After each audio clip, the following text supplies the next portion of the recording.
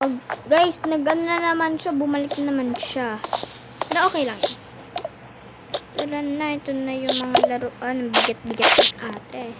Ano, ako na nga ng libre sa'yo. Meron naman tayo dalawang higaan dito. Siguro, pagsamahin na lang natin to. Kasi dalawa, ano sila. Ay, bibo. Kuha na tayo dito. Ano na tayo.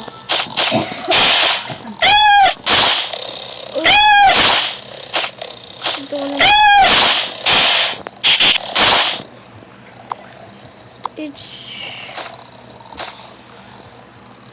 Sa atin yan, sa kwarto natin yan lalagay. Yan sila. Bye guys, thank you for watching. Mwah, mwah, mwah.